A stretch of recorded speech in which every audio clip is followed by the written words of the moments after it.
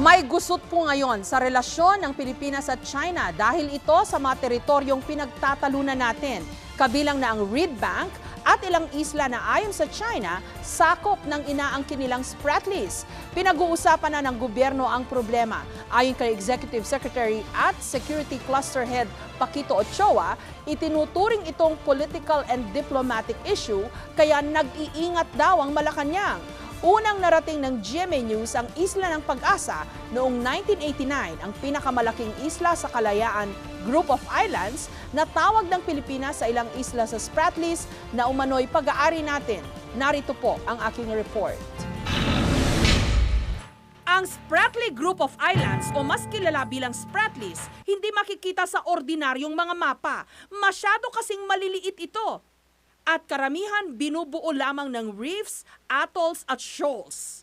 Ang kanilang kabuuang bilang umaabot sa 200. Pero wag ismuli ng mga ito dahil 6 na bansa ang nag-aagawan sa kanila: Malaysia, Brunei, Vietnam, Taiwan, China at Pilipinas. 8 ang mga islang inaangkin ng Pilipinas sa Spratlys at ang bansag natin dito, Kalayaan Group of Islands. Hindi lamang ito basta pagpapangalan, paraan din ng pagpapakita ng ating pag-angkin at kapangyarihan sa mga isla. Ang Isla ng Pag-asa ang pinakamalaki sa mga islang inaangkin ng Pilipinas. March 1989 nung una kong tinangkang marating ito kasama ang aking crew. Sa kasamaang palad, naligaw ang sinasakyan naming eroplano. Matagumpay kaming nakatapak doon, June 1989. At muli akong bumalik noong May 1999 para sa programang Eyewitness. Doon nasaksihan ko ang buhay ng mga sundalong nakatokang magbantay ng ating mga isla. Welcome to the Spratlys. Ako po si Jessica Soho at ito ang Eyewitness. Hindi maikakailang mayaman sa natural resources ang Spratlys. Isa ito sa busiest at most strategic sea lanes sa buong mundo. Sagana rin sa mga lamang dagat at mayaman sa natural gas at langis. Ngayon may girian sa pagitan ng Pilipinas at China sa usapin ng territorial at politikal na kapangyarihan sa Spratlys. Pero ang tanong ngayon, kaya nga bang makipagmatigasan ng Pilipinas sa malaking bansa katulad ng China?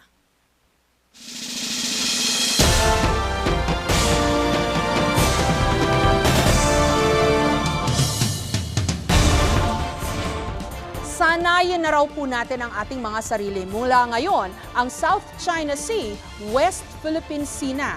Alinsunod ito sa kagustuhan ng ating gobyerno na pagtibayan ang ating claim sa mga isla sa Spratlys o Kalayaan Chain of Islands na pinaniniwalaan nating atin. Simula nung nakaraang taon, may ilang gusot sa relasyon ng Pilipinas at China. Ang August 23, 2010 hostage crisis sa Quirino Grandstand, kung saan 8 Chinese nationals ang namatay na ikinagalit at ikinadismaya ng mga Chino. Noong Marso, tayo namang mga Pilipino ang nadisgusto dahil itinuloy ng China ang pagbitay sa 3 nating mga kababayang nasentensyahang drug mule o drug courier doon. At ngayon, may bagong iringan sa ating pagitan. Tila pinangangatawanan kasi ng China ang pananakop nito sa Mischief Reef na ayon sa ating gobyerno, atin. May ilang taon nang nagtatayo roon ng China ng mga istrukturang pinaghihinala ang gamit nila sa oil exploration. Matatandaang minsan na ring nagtanim ng markers ang China sa Scarborough Shoal na ayon din sa ating gobyerno, parte ng Pilipinas. At ang pinakahuling insidente, mukhang may balak rin daw ang China na magparamdam sa Reed Bank na ayon din sa ating gobyerno sa Pilipinas.